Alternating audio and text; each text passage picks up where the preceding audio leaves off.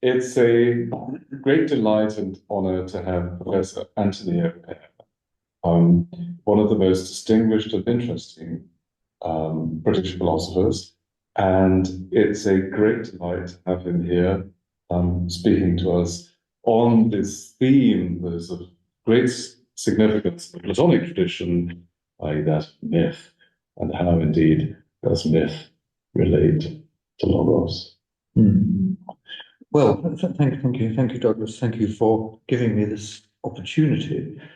And as I was saying, I'm going to spend a few minutes just giving a bit of background and an idea of the general drift of my book.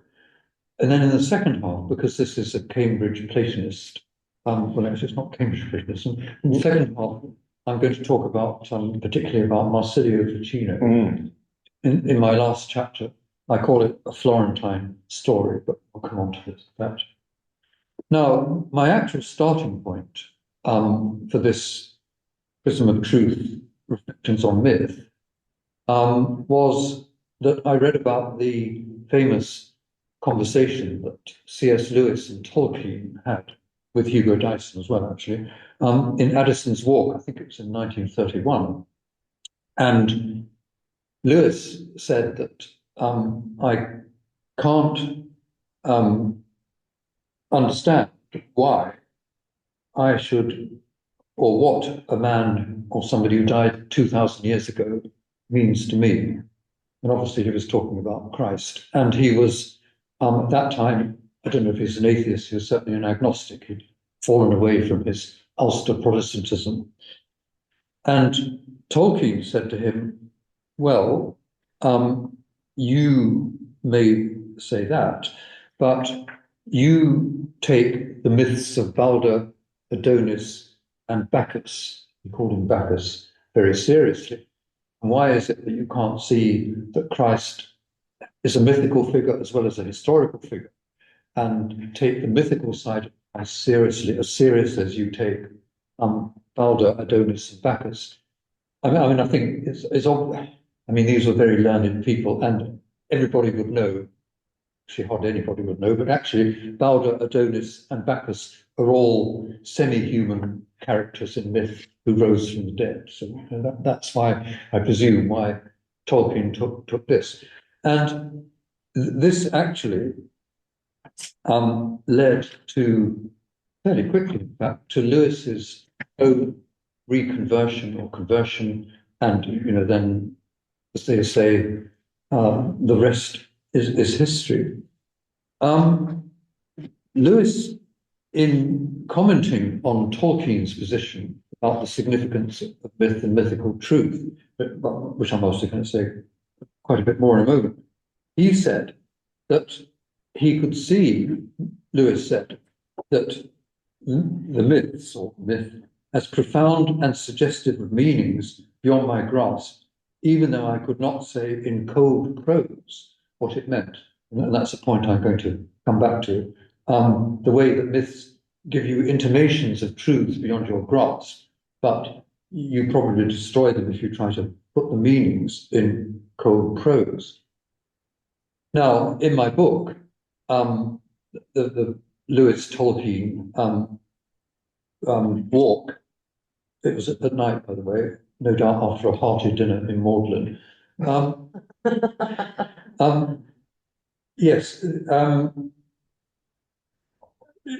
although it was my own starting point in my book, I only get onto that in chapter 3, because my first 2 chapters, I really try to explore the limitations of scientific worldview and of a very factual approach to truth and so on. And I try to show anybody who knows this bit of philosophy, the famous distinction of Wilfrid Sellars between the scientific image and the manifest image.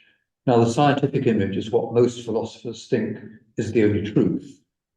And it's certainly what the direction of which Anglo-American academic philosophy goes all the time, to emphasize the importance of the scientific image. But the manifest image is the image in which we talk about life, what life means to us. We use phrases or predicates like praise and blame, or resentment, freedom. What are we going to do? Do you like that person? All the stuff is in the manifest image.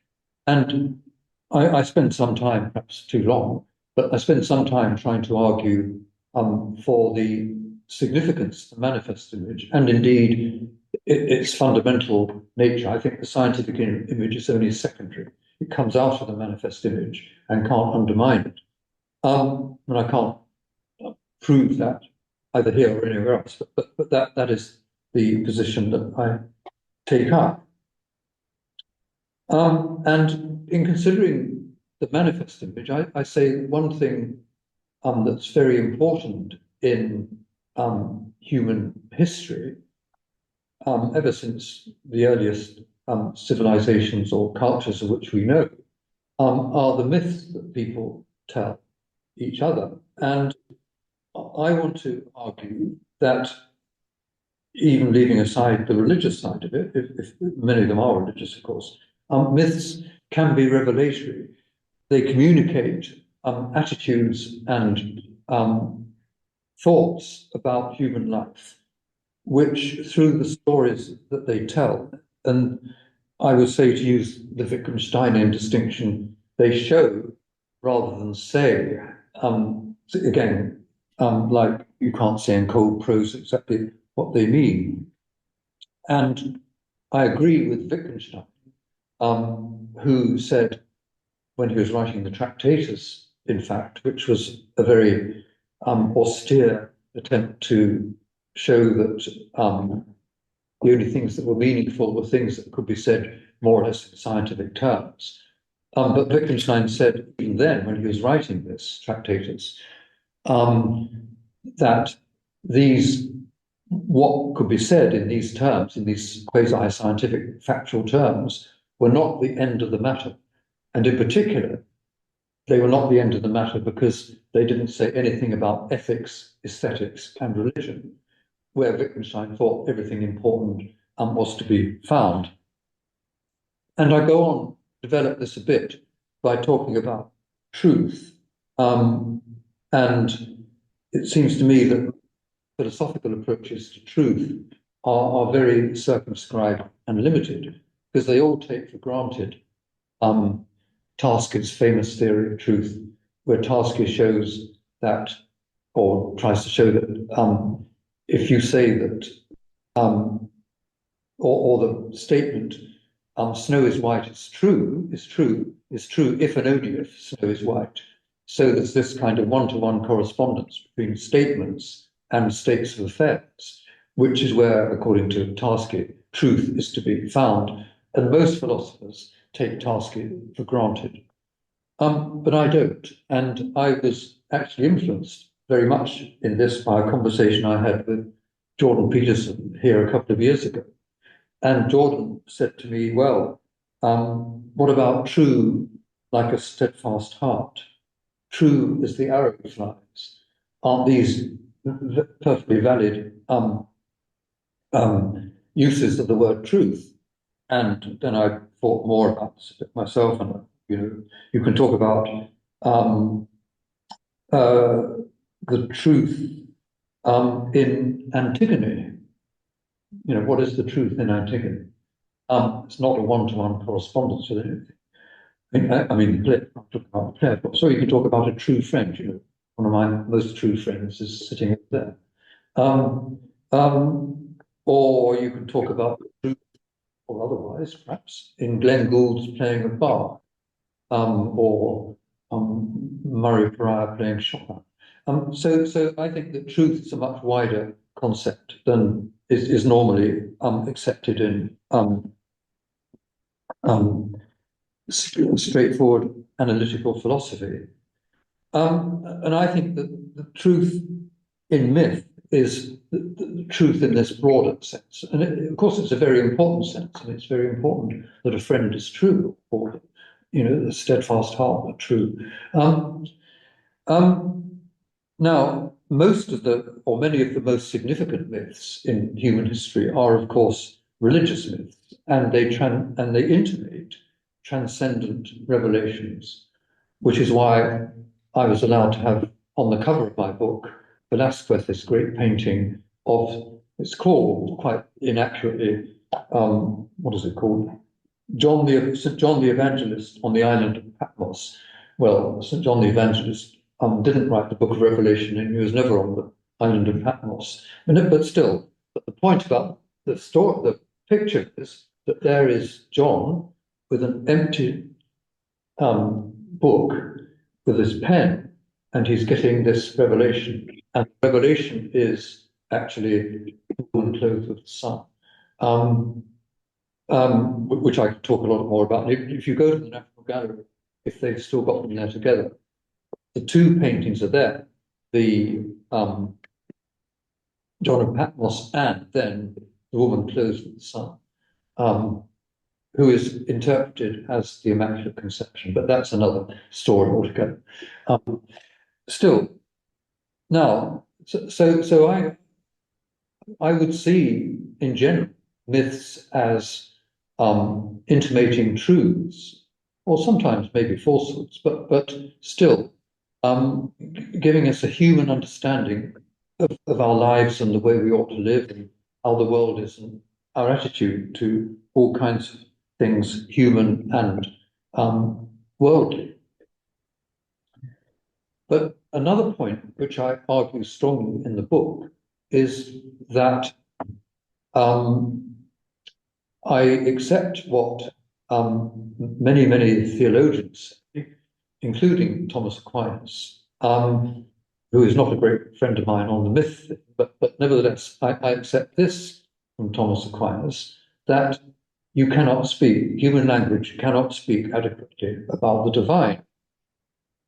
And of course, this is a very common view, not just of Aquinas. So Aquinas says that when we talk about God, we have to use analogical language. I'm not going to tell you what that means exactly, but certainly if you say God is good or God is loving, or God is merciful or God is just, using human terms, but these things do not mean exactly what they mean when applied to God, but they point us in the direction of certain attributes of God. That's more or less, I think, Aquinas' view.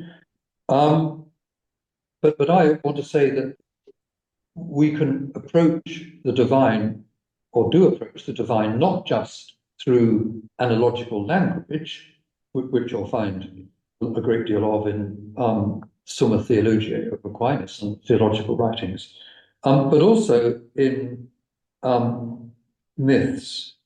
And many of these myths, and the ones I'm interested in, the religious myths, they present themselves and are presented as revelations like John the Evangelist on Patmos.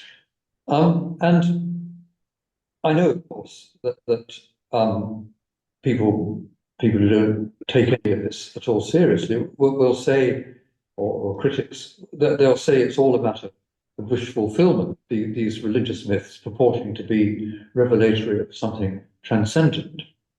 And of course, I understand that, and I don't have any knockdown argument against it, except I would say that it's nevertheless striking that in nearly all human civilizations and cultures, from the most primitive that we know of, up to the present day, they do present themselves as revelatory. So I want to take, or in the book, I take that seriously, in a way partly to the implications of that. And what I want to suggest is that we look at these myths, at least in theory, as potentially revelatory, but given that no human language or thought or picture can be completely adequate to the divine, we have to regard each of them as limited. And this is where I'm going to be heterodox, at least as far as fundamentalist biblical scholars might be concerned. Because I want to say that taking religious myths as revelatory of the divine will imply, given that no language or human conception can be adequate to the divine, that these myths won't, no single myth will be adequate. And therefore, we have to be open to the possibility, and I say more than the possibility, that other myths, which may be different from the one that we are brought, or we are committed to or brought up in, will only be partial, and other ones may have truths, aspects which our myth doesn't fully explore. And we should be open to this. We should also be open to the possibility, and not possibility, I say the actuality, that any of these myths, as it's mediated through a human mediator, whether it's John the Evangelist or Muhammad or the Buddha or anybody, it's not only it's going to be partial, but there may also be in it falsehoods and distortions, particularly as it's then developed and expressed through the tradition which it may have led to.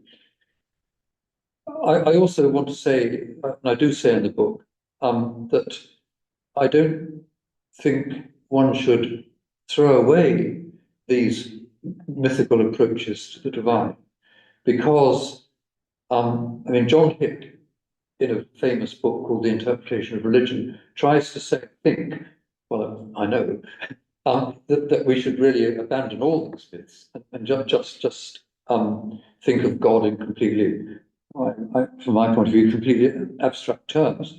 But I think that that's wrong, because I think that all of the myths, even though they're partial and potentially may include falsehoods, they also include truths and ways of looking at things that you get in poetry, let's say. They're not just poetry, but again, you can get ways of, or aspects of truth in poetry, which can't be translated literally, and different poets may tell you different things, or I don't like the word tell, I'm going to say again, show you different things. And just because Coleridge says one thing in Kubla Khan, it doesn't mean to say that what Byron is telling you in Childe Harold's Pilgrimage is false. I would say both show us aspects of our lives which are important. On the kind of ecumenical side, I was quite interested to read a Jesuit theologian called Francis Clooney, who's made a big study of Eastern, or mainly Hindu and Buddhist religion. He says, and I'm rather warm to this, that as Christians, he was a Christian priest, as Christians, we or Christians have a duty, he says, to learn religiously in faith beyond the boundaries of my faith. And actually, C.S. Lewis said, he's in 1931, I think, he said, speaking of what he called the pagan stories, he said, C.S. Lewis said, which might surprise you, that in these pagan stories, God expresses himself through the minds of poets, using such images as he found there. And I find that a very attractive thought, one which I try to develop. I also find, actually, in the book, you'll see, if you look at it, I've found some Islamic theologians who say very similar things. So Islam is not the closed system that it's often made out to be. I mean, some Islamists may want to close it. Some critics of Islam may see it as closed, but that's wrong. And anyway, but I think I just point that out, and I do discuss this actually in the book, thanks to help from my friend Fitzroy Morrissey, who's a great Islamic scholar. So I'm now going to turn, I said I would say something about Marsilio Ficino, as this is the Cambridge Platonist seminar, not that Marsilio Ficino was from Cambridge. And I think that, but I have got interested in Ficino and people who follow him, including Michelangelo, actually, recently. And when I argue in the book about the intellectual and spiritual benefits of religious diversity, they have been present in Western Christianity before now. And I say in chapter 7 that never more so than in 15th century Florence, where Lorenzo de' Medici himself averred that without Plato, it would be hard to be a good Christian or a good citizen. And among modern thinkers, Simone Weil, more than anyone else, I think, particularly in her wonderful essay, The Iliad, Poem of Might, it has explored the connections between Christian and ancient Greek thought. In doing this, she says that during the time of the Florentine Renaissance, this is a quotation from her, the Greeks of classical times, Pythagoras, Plato, then became objects of a religious veneration that went in perfect harmony, she says, with the Christian faith. Though, being the insufferable person that she was, she then adds that this attitude of mine was only of brief duration. Anyway, I'll leave that side of it aside. Now, I think we can take representative of the best of the thought at that time and place, the Christian Neoplatonist Marsilio Ficino, who was highly influential not just in Florence, but throughout 15th and 16th century Europe, including in the England of John Colet and Thomas More. So when John Colet set up Paul's school, he wanted, indeed, you'll find the inscription there when you go in, still to this day. It's not that the school is in the same place, but that he wanted the ancient Greek and good Christian literature taught in the school. And that, of course, Greek coming in was new. People did know Latin, they did not know Greek. So he was influenced, and so was Thomas More, by the Neoplatonism of Florence, particularly of Marsilio Ficino. Now, I think that it's interesting that Ficino, in his general thought, places joy above vision and argues that the soul acquires more divine goodness by love than it does through knowledge. And he's not saying that knowledge is not important, but rather that the knowledge which is most important is the highest form of knowledge predicated by Plato, namely that infused with beauty and goodness. And in an amalgam of the Platonic one and the Christian beatific vision, Ficino presents it as a knowledge that moves our deepest desires and attracts the highest level of our knowledge, a knowledge of the heart, as Pascal would put it, a finessed knowledge. So, connaissance du cœur, beyond sens et raison. Further, it's a type of knowledge that unifies apparently disparate themes, as does the best type of myth. Because, I think in the best type of myth, we take the attempt to reconcile God's justice and God's mercy.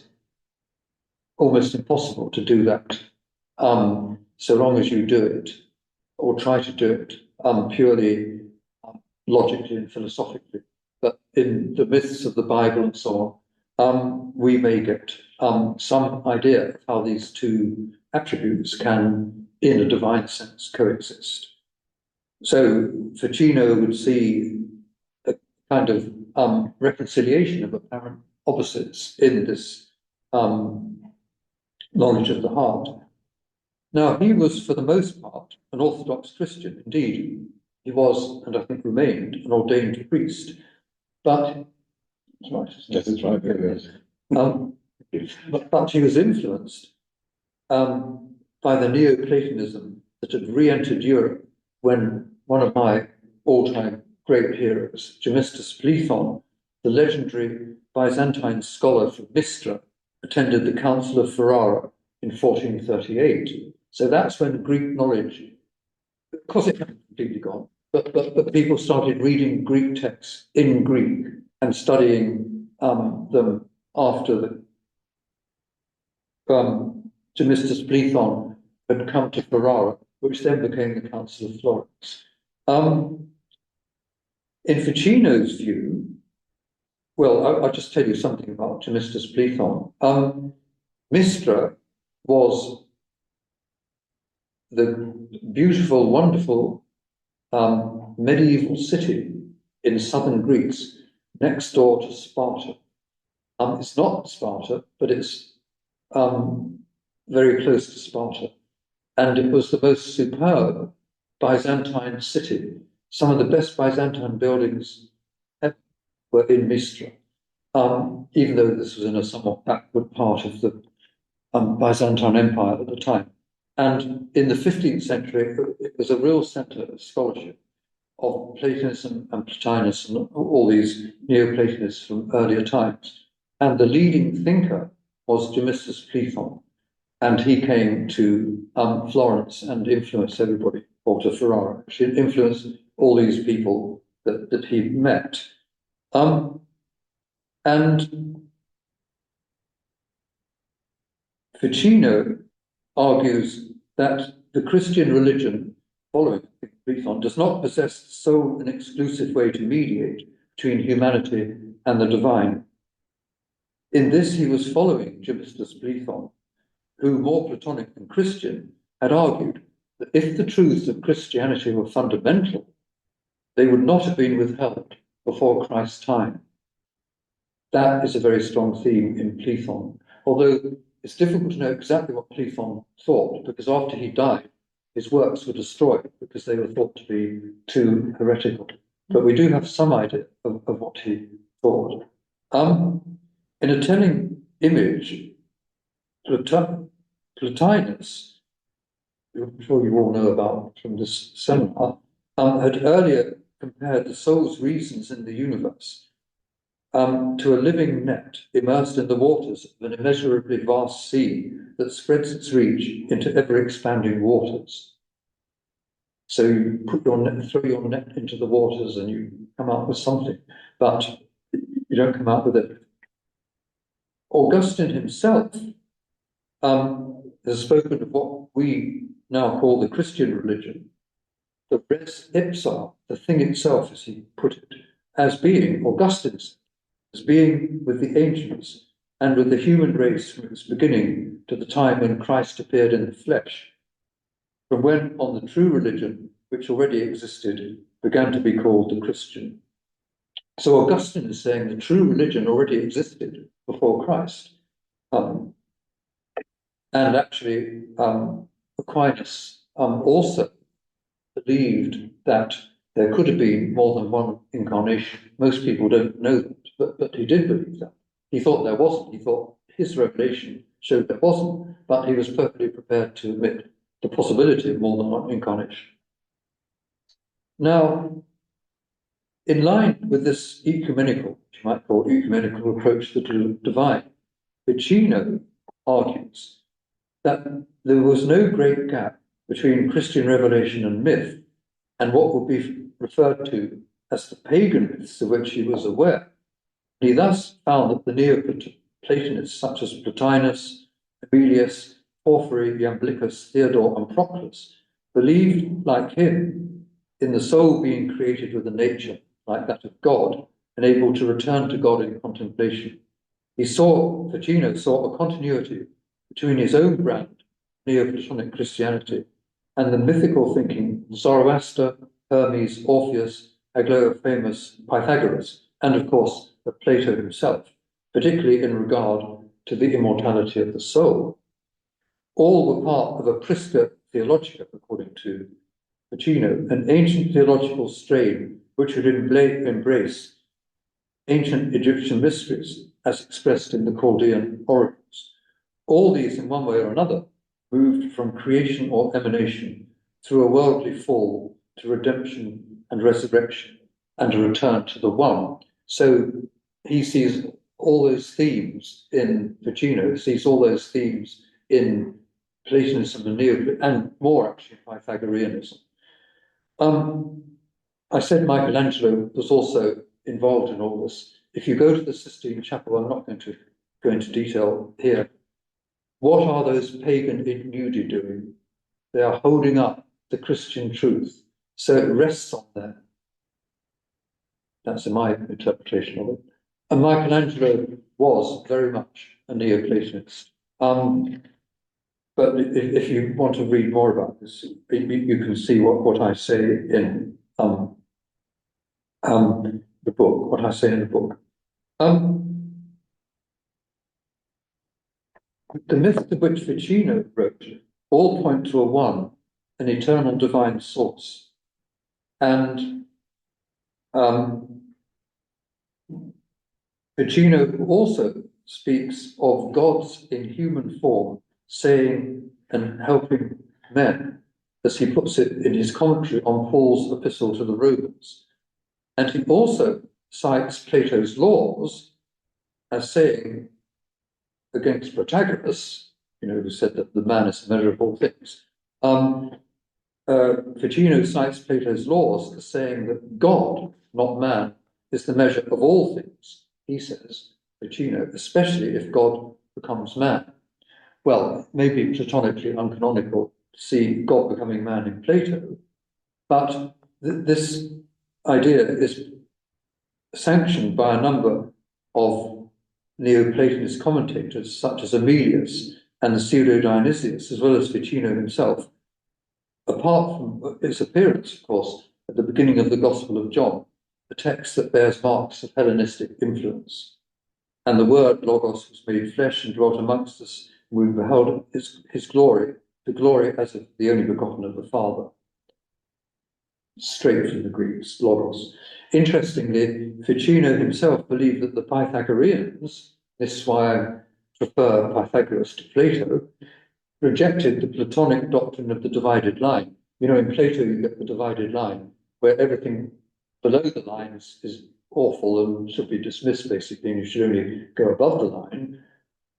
Pythagoras says that material things in the bottom of the divided line, if you ask Pythagoras to look at the divided line, they also had a divine source. So Pythagoras saw divinity through matter in a way that Plato apparently didn't. And it seems to me that the Pythagorean conception of being thus anticipates the Christian idea of incarnation. And it's clear that any divine embrace, the human form, must encompass the whole of humanity, which is why, of course, Augustine and other people want to see Christian truth coming out in some shape or form. The same or truths of the same thing, the res ipsa, coming out before the time of Christ. Ficino's conception is of an noetic life, as I've just said, touching and awakening our intellect. The divine enlightenment that thus moves us is non-discursive, of a different and higher order than that of our ordinary reasoning, and it may be explicitly symbolic, as in myth. I would fill out what Ficino says by suggesting that sacred myths could, perhaps do, play a key role in the reception of noetic light. They are the medium by which its deliverances reach us, and it's through our imaginative reception of these myths we become aware of the nature, structure, and reality of the divine, and its connection with and embedding in the superficially disconnected elements of our experience. And it's in this dawning of noetic light, I think, that C.S. Lewis responded instinctively on hearing of Balder, Adonis, and Bacchus, which he did not immediately comprehend in talking of Christ.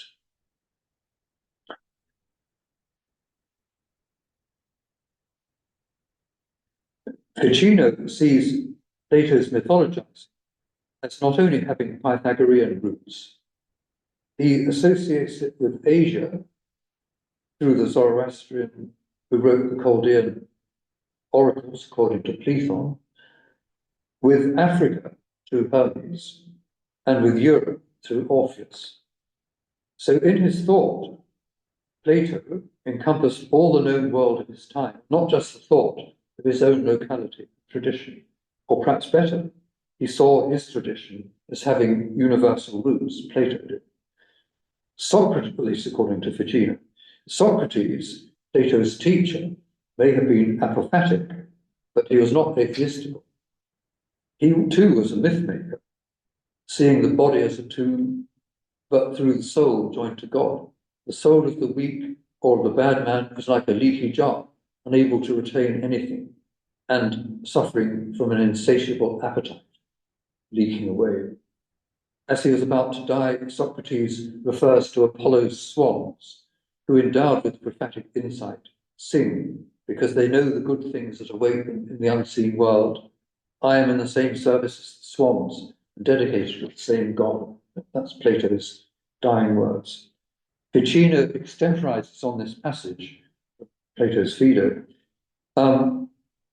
seeing Socrates singing and playing the lyre as he awaits death, attuning his soul to the divine harmony in the manner of Pythagoras, Empedocles, and Orpheus.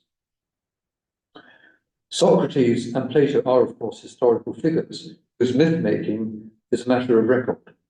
It is, though, telling that Plato gives precedence to the ancients. In Philebus, he says, the men of old were better than ourselves and dwelt nearer the gods, particularly in the way they thought about the relationship between the one and the many. He goes on, you're clever modern man, though races straight from the one to the unlimited many, thus allowing the intermediaries to escape him. Whereas, in Plato's words, it is in the recognition of those intermediaries that makes all the difference between a philosophical and a contentious discussion. So I want to make a plea for the intermediaries, against a purely philosophical approach to our life or indeed to religion. Alan Bloom, famous Alan Bloom of the closing of the American Mind, what would he say now? Alan Bloom sums up the ancient Greek approach to philosophical speculation about such matters as the one and the many, or change and permanence, thus. Actually, change and permanence, of course. It changes, yes, but everything is the same, yes. How do you marry the two? Both are true, in my view. But of course, try to put them in a dry philosophical text, and you come to grief. And I would read the ancient philosophers in that sort of way as well. Treat them as kind of playing on a lyre that attunes you to deep truths. Don't try to reduce them to merely literal expression. Anyway, Alan Bloom says, the Greeks notoriously unmethodical, possessed a rich natural consciousness of nature in its immediate concreteness. That is the proper beginning point. The theories and concepts can thus be tested against such a consciousness. A very large part of that concrete consciousness is encapsulated in their abundance and richness of myth. Shades, perhaps, of Tolkien's view that myths are a trace of the understanding we had before the fall, and also of Wittgenstein's attacks in his later philosophy on the modern empirico-rationalist craving for generality, which precisely glosses over the complexities and nuances of the subject matter, and which Wittgenstein thought in his early day that the scientific approach did not reach the end of the matter. It was not the end of the matter. Over against this, I think Plato is giving us a salutary warning about always thinking that we moderns are more rational, more enlightened, those that we may dismiss as mere mythologists from an undarkened prehistory.